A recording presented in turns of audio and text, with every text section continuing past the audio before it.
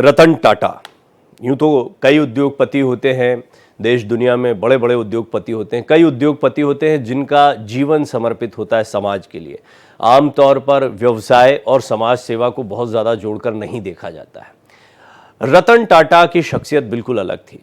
रतन टाटा एक ऐसे इंसान के तौर पर देश ही नहीं दुनिया में जाने जाते हैं जिन्होंने खुद से ज़्यादा दूसरों के बारे में सोचा। लाखों लोगों को नौकरियां देने का श्रेय तो उनको जाता ही है, साथ ही साथ में देश को दिशा दिखाने के लिए आप आज जो डेवलपमेंट देखते हैं, हम देश का जो विकास देखते हैं, उसमें उद्योगपतियों का, कई उद्योगों का योगदान होता है। लेकिन रतन टाटा ने अपनी दूरदर्शिता को भारत के विकास, देश के विकास पर भी स्थिर रखा और यही वजह रही कि उनका व्यवसाय अन्य लोगों के व्यवसाय से आपको अलग दिखाई देता है। दूसरा सर्वोच्च सम्मान तो उन्हें भारत का मिला ही, पद्म भूषण, पद्म विभूषण दोनों से वो सम्मानित हुए। अब भारत रत्न देने की बात कही जा रही, नाम ही उनका रतन है। सच्चे मायनों में रतन टाटा जो हैं वो भारत रत्न जैसे सम्मान के अधिकारी माने भी जाते रहे और ये मांग बहुत पहले से उठती रही है। अब इसकी बहुत सारी वजह हैं। अच्छी बातें जब भी किसी को श्रद्धांजलि दी जाती है तो कही जाती है, लेकिन रतन टाटा के विषय में ऐसी कई बातें हैं जिनको हम अपने जीवन में भी उतार सकते हैं, उनसे काफ़ी कुछ सीख सकते हैं। आधुनिक भारत के शिल्पी भी कहे जाते हैं। दूरदर्शिता उनकी जो है वो उसके बारे में काफ़ी चर्चा होती है। बहुत दयावान रहे, बहुत सरल व्यक्तित्व के धनी रहे रतन टाटा। उनकी आज अंतिम यात्रा है और थोड़ी देर में मुंबई के वर्ली शमशान घाट में उनका अंतिम संस्कार किया जाएगा। अंतिम संस्कार से पहले उनका राजकीय सम्मान किया गया। देशवासी नम आंखों से उन्हें विदाई दे रहे हैं। उनके जाने से देश को अपूरणीय क्षति हुई है जो पूरी नहीं हो पाएगी।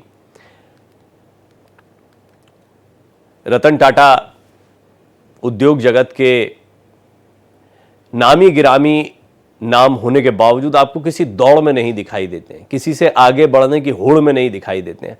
उनका एक अपना कद था, एक मकाम था। यही वजह है कि उद्योग जगत के जितने भी बड़े उद्योगपति रहे, सभी ने नम आंखों से उन्हें विनम्र श्रद्धांजलि देते हुए एक गुरु को खो दिया, ये बात कही है।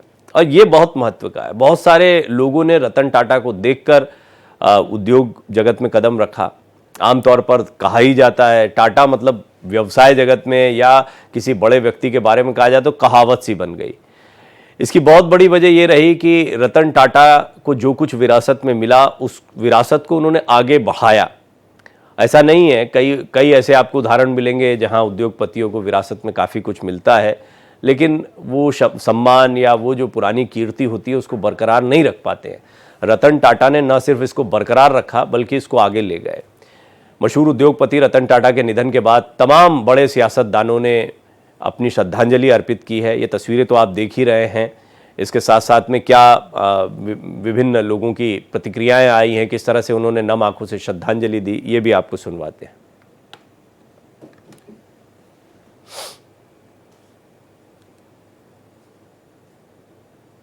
रतन टाटा जी को बहुत मनपूर्वक श्रद्धांजलि देता हूं। रतन टाटा जी, मेरा उनसे व्यक्तिगत भी गहरा परिचय रहा। आज श्री रतन टाटा जी हमारे साथ नहीं रहे हैं, परंतु उन्होंने जो लेगेसी छोड़कर जा रहे हैं वो लंबे समय तक देश के औद्योगिक क्षेत्र में काम करने वाले, नेतृत्व करने वाले सभी लोगों के लिए पथदर्शक बनेगी, रास्ता बताती रहेगी, इसका मुझे भरोसा है। मैं आज ईश्वर से प्रार्थना करता हूं कि उनकी आत्मा को परम शांति अर्पण करने का काम करें। Well, on every occasion, Mr. Ratan Tata demonstrated simplicity, a very humane nature. I recall when he came home once in Mumbai for breakfast. We had only served a simple idli, vada, sambar and dosa. But he was so appreciative. I mean, he must be having the world's best cooks. But he was so appreciative of that simple breakfast. He was so kind to all of us in the family. He was so kind to the server who was serving the breakfast. दुखद बात है। ऐसे ईश्वर ने तो सबको एक आयु दी है, एक लंबी उम्र जिए हैं, लेकिन देश के लिए यह बहुत ही अपूरणीय क्षति है उन्होंने एक देश के विकास में एक बड़ा योगदान किया है और उनकी जो सोच थी उद्योग के प्रति और औद्योगिकरण का, उसके माध्यम से नौजवानों को रोजगार देने का, यह अद्भुत था। दुख की घड़ी में हम सब उनके साथ हैं। ईश्वर उनसे जुड़े हुए सभी लोगों को धैर्य दे। रतन टाटा का निधन एक दुखद घटना है। रतन टाटा साहब की इस देश के जो औद्योगिक विकास में एक महत्वपूर्ण योगदान था और उन्होंने पूरे औद्योगिक जगत को एक नई दिशा दी थी। आज उनके निधन से देश ने एक मशहूर और एक देश प्रेमी उद्योगपति को खो दिया। महान उद्योगपति, राष्ट्र सेवा और मानवता के लिए सदैव संवेदनशील और समर्पित व्यक्तित्व के धनी श्रीमान रतन टाटा अब हमारे बीच नहीं रहे। स्वर्गीय रतन टाटा का जीवन अपने आप में एक पूरे विश्वविद्यालय के समान है, जिन्होंने जीवन में बड़े सपने देखे और सपने नहीं देखे, उनको पूरा करके भी देखा। ऐसी पुण्य आत्मा का हमारे बीच में से जाना, ये पूरे भारत के लिए, और भारत तो क्या हमारे अपने, मैं मान के चलता हूं कि जिस प्रकार से उनकी शख्सियत है, ये सभी लोगों के लिए बहुत बड़ा दुखद क्षण है। हमारे बीच में स्वर्गीय रतन टाटा नहीं रहे हैं। वो जीवन के सब क्षेत्रों में जहां जिए उन्होंने अपनी एक छाप छोड़ी है, एक पहचान बनाई है। बाबा महाकाल से कामना करता हूं उनको अपने चरणों में स्थान दें। रतन टाटा सिर्फ उद्योगपति नहीं थे। टाटा ये नाम सालों साल से हमारे मन में, हमारे दिमाग में, हमारे जीवन में राज करता रहा है। टाटा यानी सत्य, प्रामाणिकता। टाटा यानी देशभक्ति। खास करके जब उद्योगपति का निधन होता है तो देश कभी रोता नहीं, लेकिन रतन टाटा जी के निधन के बाद देश में जो मायूसी है, घर घर में जो एक दुख का माहौल है, ये भाग्य किसी उद्योगपति को नहीं मिल सकता, एक टाटा को ही मिल सकता है। टाटा हमेशा हमारे मन में, देश में जिंदा रहेंगे, अमर रहेंगे और अमर है। उनके नाम जैसे ही वो अनमोल रतन अपने हिंदुस्तान के थे, एक समर्पण और उद्योगपति करके, जिन्हें हमेशा देश के हित के लिए उनके उद्योगों की शुरुआत की और अपने देश की जो शक्ति बढ़ाने का, जो औद्योगिक विकास में उनका बड़ा योगदान है। ऐसे एक महान व्यक्तिमत्व जो जिनको भारत रत्न पुरस्कार से गौरवान्वित किया गया था, ऐसे महान उद्योगपति आज हमारे में नहीं है। मैं उनकी आत्मा को चिर शांति प्राप्त हो, ऐसे मैं ईश्वर चरण प्रार्थना करता हूं और मैं मेरे कांग्रेस पार्टी की तरफ से उनको श्रद्धांजलि अर्पित करता हूं। टाटा ग्रुप की अगर हम लोग बात करें तो देश में ईमानदारी से अपना व्यापार करके लोगों की सेवा कैसे की जा सकती है, अपने व्यापार का विस्तार कैसे किया जा सकता है और सिर्फ देश में नहीं पूरी दुनिया में अपनी पहचान कैसे बनाई जा सकती है, ये इसका सबसे बड़ा उदाहरण है टाटा ग्रुप। तो उसके सबसे बड़े नामों में से एक रतन टाटा जी का निधन हो गया है। ये हम सब के लिए, इस देश के लिए, व्यापार जगत के लिए बहुत ही दुखद खबर है। मैं ईश्वर से प्रार्थना करता हूं कि उनके सभी चाहने वालों को ईश्वर शक्ति दे कि वो इस पीड़ा को सहन कर सकें और मैं ये भी प्रार्थना करता हूं प्रभु से कि उनकी पुण्य आत्मा को अपने चरणों में स्थान दे। रतन टाटा एक उद्योगपति हैं, लेकिन उनकी शख्सियत को उद्योगपति तक सीमित नहीं रखा जा सकता। आप संजय राउत को सुन रहे थे, उनका कहना था कि किसी उद्योगपति के निधन पर देश रोए, ये कम देखने को मिलता है। इस पर इंडस्ट्री के कई एक्सपर्ट्स मेरे साथ मौजूद हैं। रतन टाटा जी का योगदान, उनकी शख्सियत के कई विषयों पर हम बात करेंगे। दिलीप भट्ट साहब हैं, इंडस्ट्री एक्सपर्ट हैं, कई मौक़ों पर हमारी मदद करते रहे हैं वो जब इंडस्ट्री से जुड़े मसले होते हैं। तो इसी तरह अशोक सिंह जी हैं, सीनियर वाइस प्रेसिडेंट हैं इंटक के, वो भी मेरे साथ जुड़ रहे हैं। एसपी सिंह हैं, पूर्व अधिकारी हैं टाटा मोटर्स के। अपने इन सभी मेहमानों के साथ मैं बातचीत आगे बढ़ाऊँगा। अंतिम दर्शन और अंतिम दर्शन के बाद में अब अंतिम संस्कार होगा।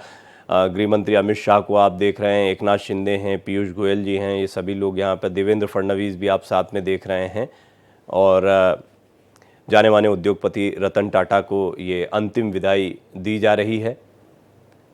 इसकी सीधी तस्वीरें इस वक्त आप देख रहे हैं।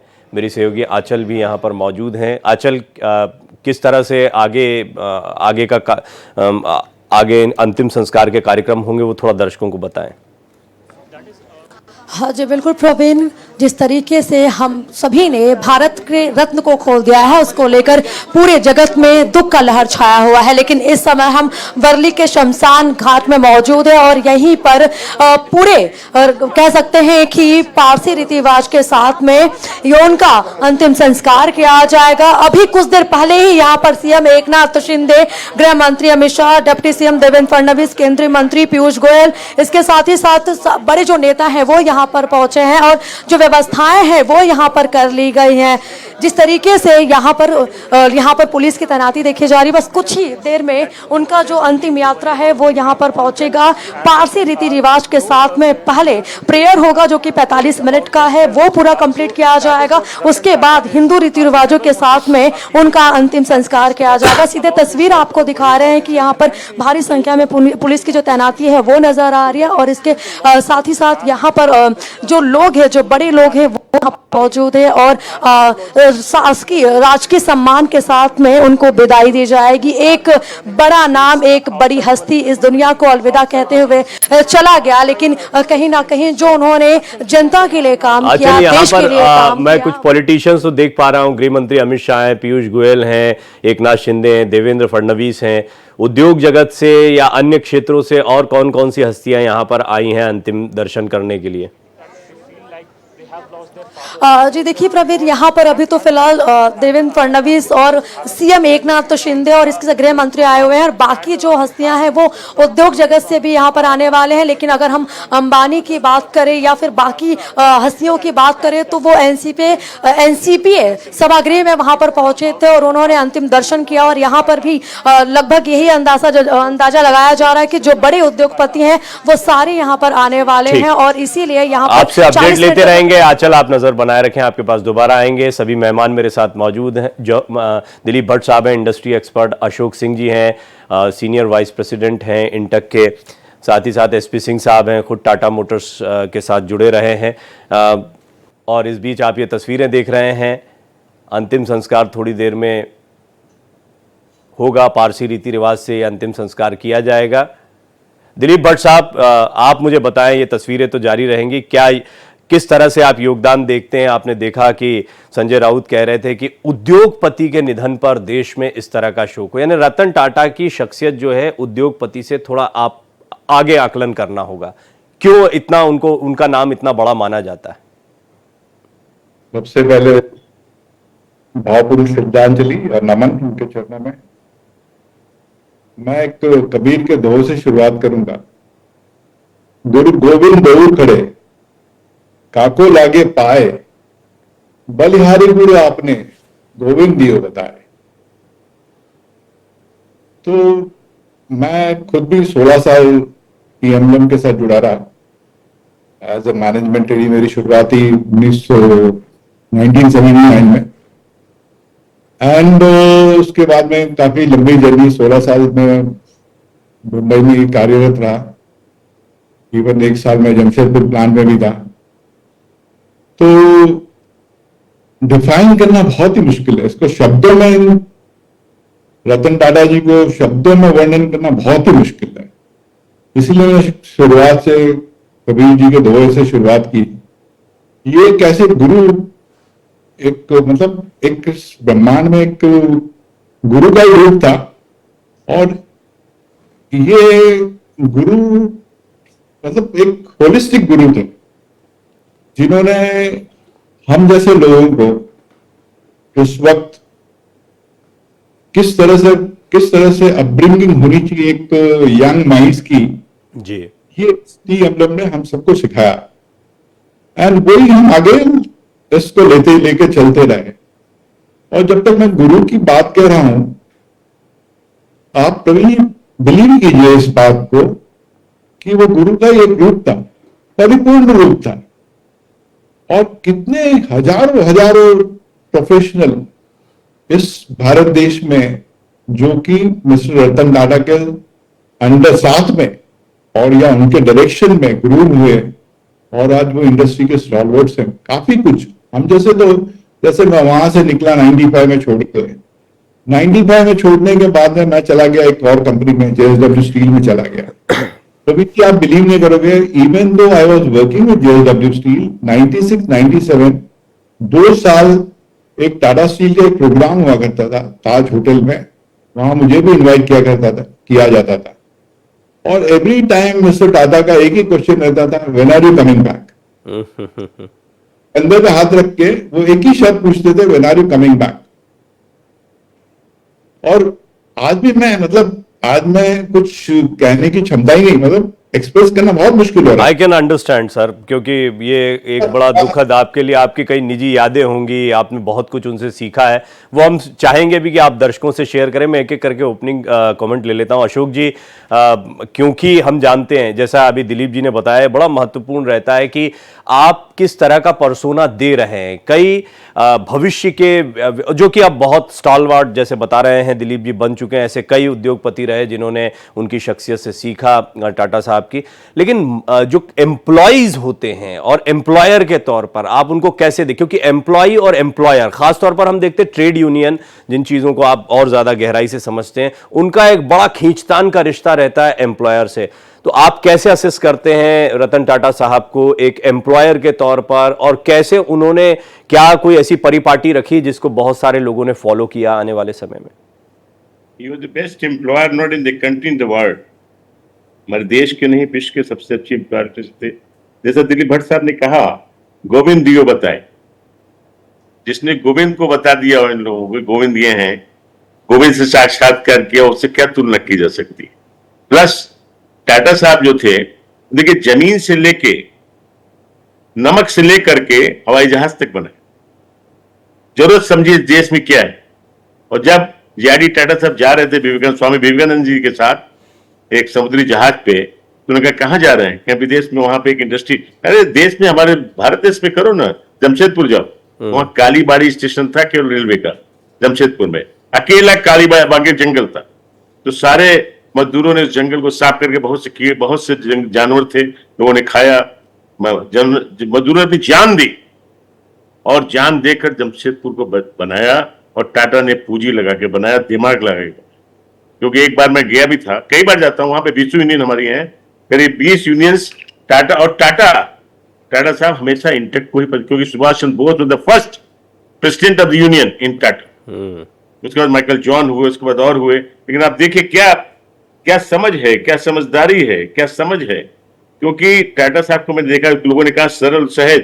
मैंने एक बार देखा यहाँ पे एक सीनियर जर्नलिस्ट के साथ आप जैसे जर्नलिस्ट के साथ ही खाना खिलाने हमको ले गए, तो टाटा ताज एक्सप्रेस में, ताज में होटल में, जब मैं निकल रहा था तो टाटा साहब की गाड़ी पोर्टिको में रुकी।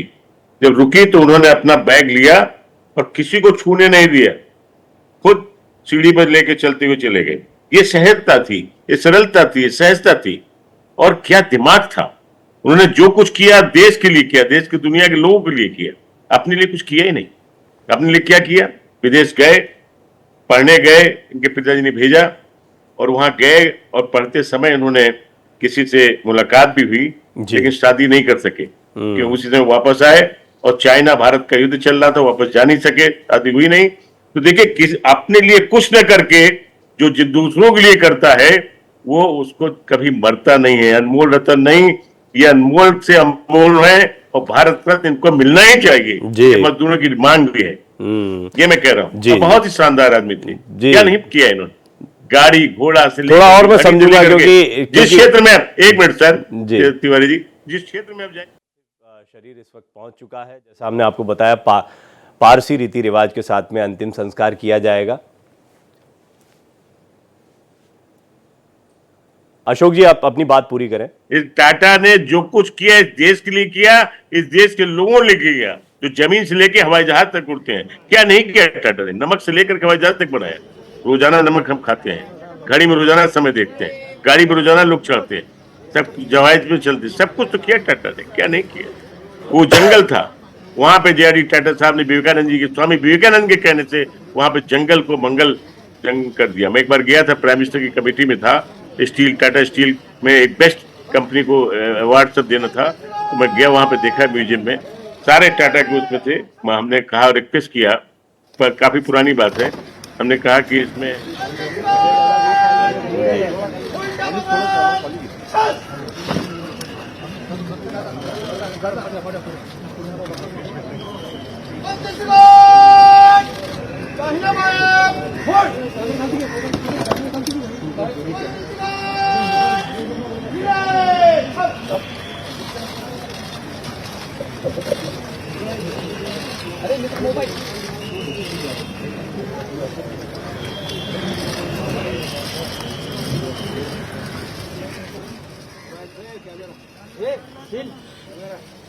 मिल नहीं सकता है।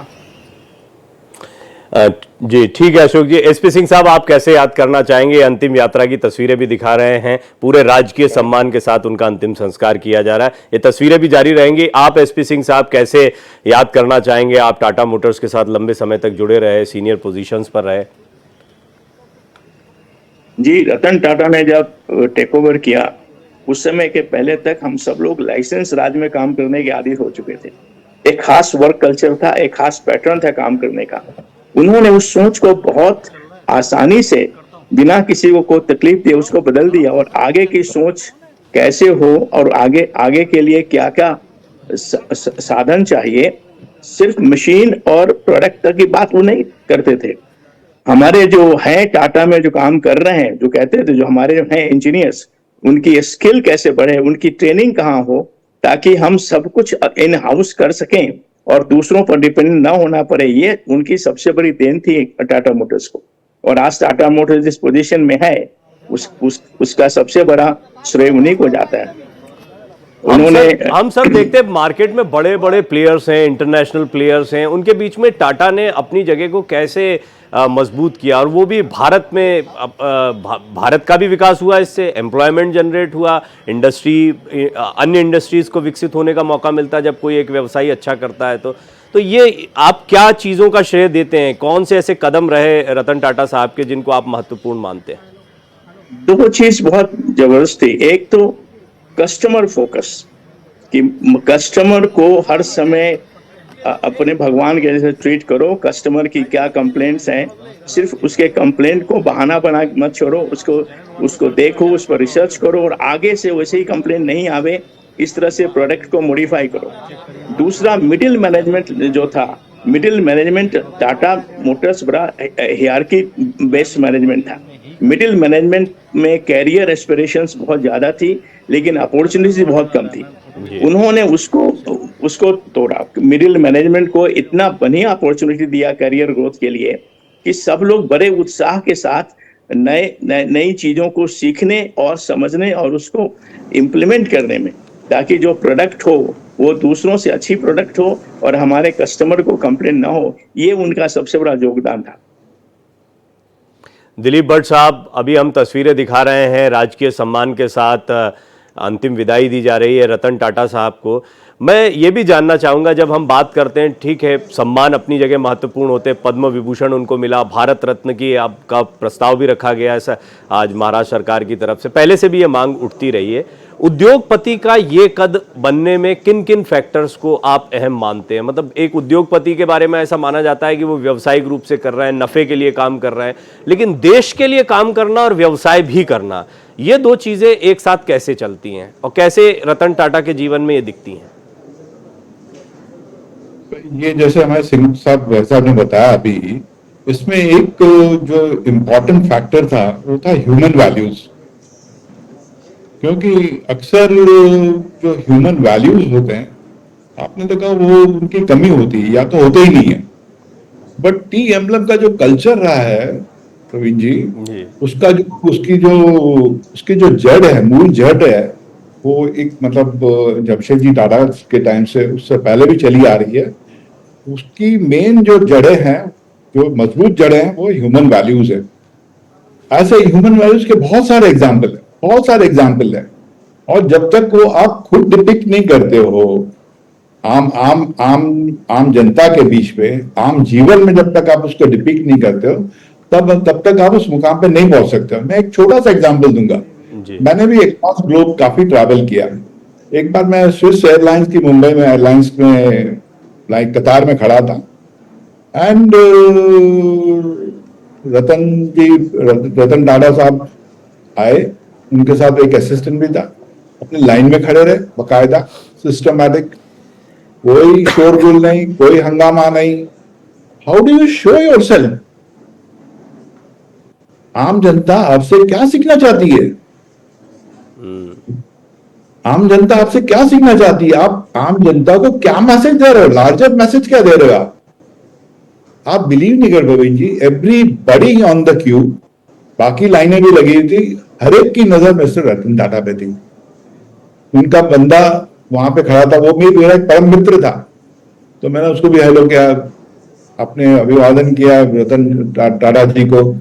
एंड आप बिलीव नहीं करोगे, उनको क्या जरूरत है उस लाइन में खड़े रहने की। हम स्विट्जरलैंड में लैंड हुए एंड वो भी बिजनेस क्लास में, वो फर्स्ट क्लास में थे, मैं बिजनेस क्लास में था। And there are people at the gate, उनका कुछ नहीं, वो अपना बैग लेके चले गए जी। मैं एक और एग्जाम्पल देता हूं आपको, बहुत बढ़िया एग्जाम्पल देता हूं। एक बार ट्राइडेंट होटल मुंबई में इटालियन कॉन्सुल का एक प्रोग्राम था एंड तो I was also invited.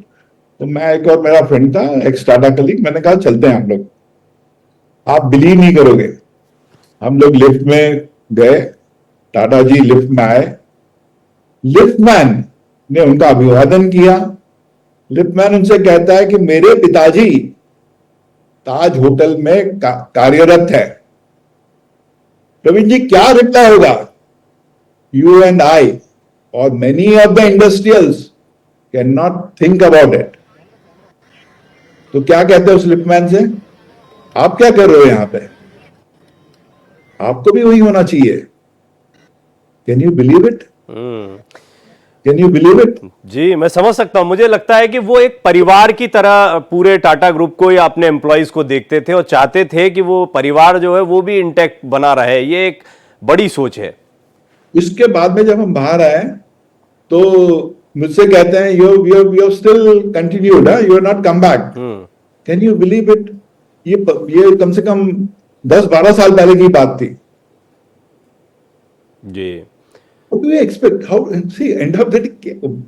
End of the day, how do you create that admiration for वो आपकी अच्छाइयां, आपकी क्या कहते हैं, मतलब एक बात तो है जिसकी बात अभी पैनल पर आप सभी सीनियर्स ने कही है, एक बात तो है उनकी सहजता, सरलता, उनका कनेक्ट, नहीं आ रहे थे, शब्द नहीं आ रहा था जी, सहजता, एक्सट्रीमली सहज।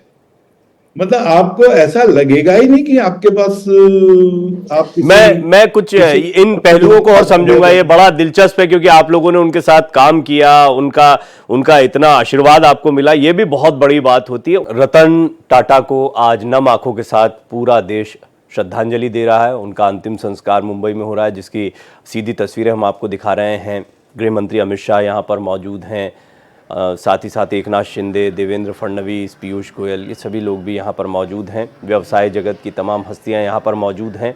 भारत एक्सप्रेस पर ये सीधी तस्वीरें लगातार जारी रहेंगी। साथ ही साथ में दिलीप भट्ट साहब, industry expert, Ashok Singh ji, senior vice president INTUC, SP Singh ji, पूर्व अधिकारी टाटा मोटर्स, तीनों मेहमान मेरे साथ बने हुए हैं। और कई बातें अभी तक हमने की हैं उनके व्यक्तित्व के बारे में, जैसा दिलीप भट्ट साहब ने बताया, उनके कुछ निजी अनुभव भी रहे हैं, वो भी शेयर के। सरलता और सहजता की हमेशा बात होती थी और जैसे आमतौर पर लोगों के जहन पर ये चढ़ जाता है कि वो कोई बड़े उद्योगपति हैं या इस तरह का कोई भाव जो है वो रतन टाटा की शख्सियत में कभी देखने को नहीं मिला। अब उनके कार्य को भी थोड़ा सा समझते हैं। SP सिंह साहब, जैसे मैंने आपसे पिछले सवाल में भी पूछा था कि आप उनके काम करने के तरीके को, क्योंकि आप सीधे कनेक्टेड रहे, तो मुझे ये थोड़ा सा बताएं कि जैसा मैं ब्रेक से पहले कह रहा था, वो बिजनेस की किताब अपने आप में थे। कौन सी ऐसी बातें, कौन से उनके गुर या काम करने के तरीके हैं जो आपको लगता है बहुत प्रभावित करेंगे, आने वाली पीढ़ियों को ये सीखना चाहिए, ये रतन टाटा से सीखा जा सकता है? जी, एक बात उनके काम करने का एक तरीका बड़ा व्यवस्था कि वो कभी किसी के काम में डायरेक्टली इंटरफेरेंस नहीं करते थे। हाँ, लोगों की बात सुनते थे और अपनी बात लोगों तक समझाने में पूरी कोशिश करते थे। जब और उनका दो मोटो था, technical competence, technical capabilities and self dependency, ताकि हमको बाहर से जरूरत से ज्यादा ना कोई टेक्निकल कोलैबोरेशन लेने की जरूरत है, ना हमको कोई एक्सपर्टीज लेने की जरूरत है। जो हमारे पास है उस मैन पावर को, उस इक्विपमेंट को, उस फैसिलिटीज को हम कैसे इनोवेशन में लाएं, कैसे मोटिवेट करें, मॉडिफाई करें कि ट्रेनिंग हो, रीट्रेनिंग हो, अप स्केलिंग हो, इस सब पर बड़ा जोर डालते थे वो। और साथ साथ वो ये भी पता करते थे कि जमशेदपुर में, मैं आपको बता, जमशेदपुर में टिस्को और टेल्को माने टाटा मोटर्स, दो बड़ी कंपनी थी जी। ट्यूब कंपनी एक तीसरी कंपनी थी, टाटा एग्री को छोटी मोटी कंपनी थी। लेकिन वर्क कल्चर, मैनेजमेंट कल्चर में बड़ा अंतर था। टिस्को का अपना एक वर्क कल्चर था, अपना पेमेंट सिस्टम था, अपना फैसिलिटीज थी, टेल्को में अलग था। तो इसको लेकर काफी कुछ प्रॉब्लम होता था टिस्को के अलावा दूसरी कंपनी वालों को। इसको जब उनको पता चला तो उन्होंने भरपूर कोशिश की, जैसे हेल्थ फैसिलिटीज है, टाटा मोटर्स के हॉस्पिटल को भी उन्होंने वैसा ही बनाया जो टाटा स्टील का हॉस्पिटल था, ताकि टाटा मोटर्स के एम्प्लॉइज को वहां न जाना पड़े। ज्यादातर सीरियस पेशेंट को वेलोर रेफर किया जाता था, वो सब बंद हो गया। उन्होंने सारी कुछ व्यवस्था ऐसी कर दी, अच्छे डॉक्टर बुलाए, एक्सपर्ट्स बुलाए, हॉस्पिटल को सेटअप किया। काम करने की जगह में भी उन्होंने बहुत सारे बदलाव कराए, जिससे कि काम करने वाला अपने को उत्साहित समझे और वर्क प्लेस में आने की उसको एक उत्कंठा होती थी कि नहीं, हमको काम पर जाना है जी। जब लाइसेंस राज में हम लोग काम करते थे तो हम लोग जानते थे ये इतना ही फिक्स प्रोडक्शन है, इतना ही काम करना है, कस्टमर को जो देंगे वो ले लेगा। इसको उन्होंने बहुत बुरी तरह से देखा और कहा कि नहीं, आप ये मत सोचिए कि आप क्या दे रहे हैं कस्टमर को, कस्टमर को क्या चाहिए, मार्केट में उसको क्या मिल रहा है, उससे थोड़ा बढ़ के आप दीजिए। सिंपल चीज है, जब टाटा मोटर्स की कार आई तो बहुत लोगों ने सवाल उठाए कि साहब इसकी अपहोल्स्ट्री होंडा जैसी नहीं है या होंडे जैसे नहीं है। उन्होंने खुद से जांच के देखा और इंजीनियर्स को, परचेज मैनेजर्स को, परचेज और डिजाइनर्स को कहा कि आप ये मत कीजिए कि आप हम तो ये दे रहे हैं साहब, ये इतना महंगा नहीं, क्या मिल रहा है उसको मार्केट में, उससे बढ़ के आपको देना है, तब हम कॉम्पीट कर सकेंगे। और उन्हें कहा कि आप जो भी चीज बनाते हैं, एक बात याद है कि अगर इसको इडियट प्रूफ बनाते हैं, मतलब ड्राइविंग स्किल, ड्राइवर की पर्सनैलिटी, रोड कंडीशंस, इस सब को टोटल समावेश करके आप ऐसा प्रोडक्ट दीजिए जो हर कंडीशन में खरा उतरे और कस्टमर के वाह लेना है तो हमको टाटा वाला लेना है। इस पर उनका बहुत जोर था।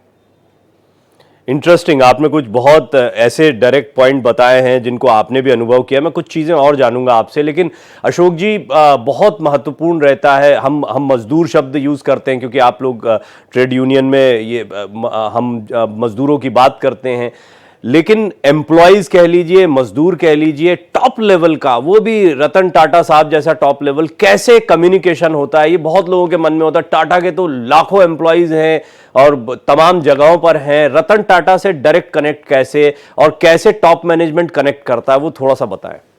देखिए, टाटा से वर्कर्स यूनियन में इंटेक सीधे सीधे कनेक्ट थी, कोई और नहीं थी। 20 यूनियन थी, नाम ले रहा हूं आपका, जो टाटा से एफिलिएट थी। Tata workers union, wire products labour union, iron steel workers union, Tata contractors union, Tata steel and rural, Tata steel processing, Tata blue scope, Tata gold मल्टीट्रिब्यूल, टेल्को वर्कर्स, टिस्को मजदूर union, tyre workers, cable workers, TC कर्मचारी यूनियन, टाटा रोबिन्सन, जिसको श्रमिक, Tata motors, Tata power workers, Tata convey drivers union, Telco convey drivers union, Tata mines 4 और 5 mines, Goa channel etcetera.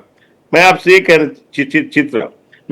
चाहता हूं कि टाटा का कल्चर जो है, अभी बात किया ना आपने, टाटा कल्चर जो था वो वर्क कल्चर से जुड़ा हुआ था। वो समझते थे कि मजदूर का क्या चाहिए, क्योंकि एक बार वो आए हमारे पास, रेड्डी साहब, हमारे doctor ji Sanjay Reddy is the president of the inter. He started his career on the age of 17 years. He devoted his life with the cabinet colleague of the Narasimha Rao. तो उन्होंने, जब टाटा साहब आए, कहने का ऐसा है रेड्डी साहब कि मैं कुछ संख्या कम करना चाहता हूं मजदूरों की, तो उन्होंने कहा कि इसमें आप मेरी मदद करें, मैं तो इसमें मदद नहीं कर सकता। कम करने में नहीं बढ़ाने में मदद कर सकता हूँ। तो उन्होंने कहा अच्छा वो जाना चाहे तो क्या, फिर मैं क्या तो फिर उनकी इच्छा है। तो उन्होंने क्या कि एक अपने नोटिस बोर्ड पे एक नोटिस लगा दिया कि अगर किसी की 10 साल सर्विस बाकी है, किसी की 5 साल बाकी है, किसी की 8 साल बाकी है, किसी की 12 साल बाकी है, तो अगर जाना चाहे आज तो जा सकते हैं। 10 साल तक की सर्विस का विद इंक्रीमेंट एंड प्रमोशन, सारा का सारा मनी, पैसा, मंथली वेज, वो सब का सब एक साथ मिल जाएगा, और with interest, with increment, with promotion. जिसको जा तो जितना हटाना चाहते थे, जितना कम करना चाहते थे, उससे 1.5 गुना नंबर आ गया। तब उन्होंने कहा कि देखिए अब क्या करें, क्या मैं क्या कर सकता हूं। ये टाटा कल्चर है। उन्होंने ऐसा प्रपोजल रखा मजदूरों के सामने जो कोई उद्योगपति रख नहीं सकता है, कभी भी नहीं। मिनिमम वेज देने में कतराते हैं, वो छूटा हुआ कतराते हैं, निकालने में विश्वास रखते हैं। वो निकालने में नहीं, वो निकालना ऐसा कि सारे 10 साल की सर्विस का पूरा भुगतान कर दिया एक साथ, कि ये लो पूरा पैसा 10 साल का, जो चाहे करना चाहे करो। This is the way, this is the thinking, this is the vision of the Tata. तो ये वर्कर्स के, मजदूरों के प्रति उनके जो जुड़ाव था वो कभी हट नहीं सकता। अलग था, एक अलग किस्म था जो आप कहीं दुनिया में मिल नहीं सकता है। कि आज आप हैं 10 साल तक का वेतन आपको मिल जाए, 10 साल तक की with increment, with promotion, with all the facilities, you can get it today, VRS clear है तो मिल जाए। ऐसा होता नहीं, ये हो गया। तो ये मैं जो मजदूरों से बात की ना आपने, कि वो टाटा मजदूर को अपना एक स्तंभ समझते थे, pillar, is the pillar of the Tata. मतलब बिना मजदूर के टाटा उत्पादन में कुछ होता नहीं है, कुछ नहीं हो सकता कहीं भी। कोई आप मकान बना रहे हो, कोई फैक्ट्री बना रहे हो, कोई प्रोडक्ट बना रहे हो, कोई मोटर बना रहे हो, बिना मजदूरों के कुछ हो नहीं सकता है, बिना मैकेनिक के कुछ हो नहीं सकता है। इसलिए मजदूरों की वो काबिलियत को समझते थे, उनको सम्मान करते थे, उनको प्यार करते थे, और उनकी क्या बढ़िया अनुभव आप लोगों के हैं। और कितना ये कितनी चर्चा है कि बहुत दुखद समय है, लेकिन जो आए हैं उनको जाना है, और टाटा साहब ने बहुत लंबा समय दिया है, तो उनके योगदान पर मैं चर्चा करूंगा। आप लोगों से बात करके बहुत सारे दिलचस्प पहलू सामने आ रहे हैं, और वो भी डिफरेंट। लेकिन आपने देखा दिलीप जी की, अशोक जी ने, एसपी सिंह जी ने अपने निजी अनुभव से कुछ चीजें, और आपके भी काफी निजी अनुभव रहे हैं। मैं थोड़ा सा एक बिजनेस एस्पेक्ट को भी जानना समझना चाहता हूं कि इंडिया में बिजनेस करने की अपनी चुनौतियां होती हैं। लाइसेंस राज की एक बात जो है वो अभी बातचीत में निकल कर आई थी, बार बार कहा जा रहा था। तो मैं जानना चाहूंगा कि क्या बिजनेस को भी एक दिशा रतन टाटा जी ने दी है, और कौन कौन सी वो चीजें हैं जो आपको लगता है कि इनका श्रेय रतन टाटा जी को जाता है? दिलीप भट्ट साहब। जी। मैं 2 चीजें आपको बताना चाहूंगा। इनके टेन्योर के दौरान दो एक्विजिशन हुए, ओवरसीज एक्विजिशन। उससे पहले बहुत ही हार्डली सुनाई देता था। एक तो कोरस नीदरलैंड्स में एक स्टील प्लांट है, उसका एक्विजिशन हुआ, और सेकंड ये जो हमारी ये कार कंपनी है उसका एक्विजिशन मिस्टर टाटा के दौरान, मिस्टर रतन टाटा के टेन्योर के दौरान हुआ। So look at the vision, आप कहते हो ना। एंड सबसे बड़ी बात यह है कि जब आप किसी ओवरसीज कंपनी को एक्वायर करते हो, उसको चलाने की अपनी एक मुश्किलें होती है। एंड मैं तो इंटरनेशनली काफी, मतलब I run the international export across India, across the globe. तो अक्सर क्या होता है पता है, जब इंडियन एंटिटी कोई ओवरसीज एंटिटी को एक्वायर करती है तो वो अपने माइंडसेट से चलती है। प्रवीण जी, आप बिलीव कीजिए, मिस्टर टाटा का vision to run this overseas company, one is car company and second is steel plant overseas, उसको उन्होंने उन्हीं के लोगों द्वारा, जी, उन्हीं के एग्जीक्यूटिव्स के द्वारा उन प्लांटों को रन किया, and very very successfully run किया। बिजनेस के दौरान काफी मुश्किलें आती है, बिकॉज कुछ बिजनेस सिक्लिकल होते हैं। एक वक्त आपके प्राइसेस ऊपर जाते हैं, कभी नीचे आते हैं, but he has run so smooth operation. उसका जो इंटीग्रेशन आपके इंडियन स्ट्रक्चर के साथ होना होता है, which is very very critical mass. पूरे प्रोसेस में इंटीग्रेशन जो इतने ह्यूज ऑर्गेनाइजेशन का इंटीग्रेशन आपके इंडियन माइंडसेट के साथ भी करना है, it's a big job, and that was done absolutely seamlessly. जी, सीमलेसली इंटीग्रेशन हुआ, overseas entity and Indian entity.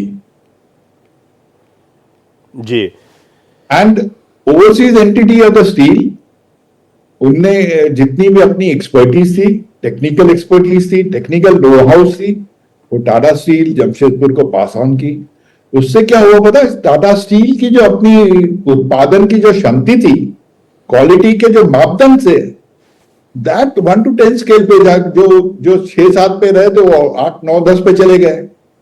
सो वो जो रिप्लिका वहां से जो एक्सपर्टीज का आया, सिमिलरली ऑटो इंडस्ट्रीज में भी इफ यू लुक एट वहां के जो मापदंड थे, उसकी जो गुणवत्ता थी, उसको पूरे टाटा मोटर्स में रिप्लिका किया गया। आज पिछले कई सालों से देख रहे होंगे, Tata motors has been doing very well, extremely well, I must say that.